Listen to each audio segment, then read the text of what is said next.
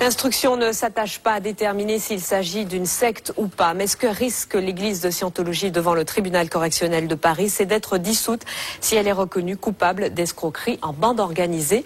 Ce que lui reprochent 4 plaignants, anciens adeptes. C'est la 5e fois que cette église est traduite en justice. Stéphanie Desjardins, Christophe Hilary.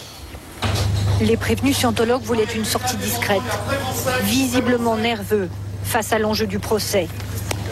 Des scientologues américains ont même fait le déplacement car c'est le procès de tous les dangers pour l'organisation en France.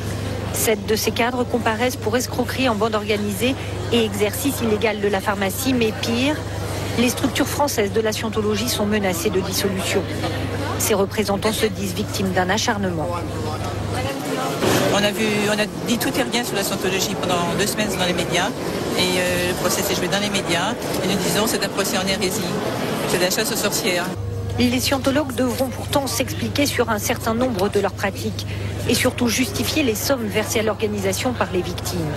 L'achat de livres, de cours ou de médicaments peut aller jusqu'à plusieurs dizaines de milliers d'euros. Il y a un aspect financier qui n'est pas très original en ce qui concerne une communauté religieuse. D'autres communautés religieuses ont également effectivement accès à des ressources financières. Mais non, laissons l'audience avancer, on verra. Mais elles sont importantes, ces sommes d'argent. Tout est absolument relatif. Il y a des sommes qui sont significatives. Elles ne sont pas plus significatives qu'ailleurs.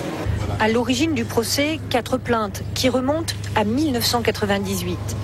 Depuis, la scientologie a transigé avec 2 des victimes, un dédommagement financier contre un retrait de leurs plaintes.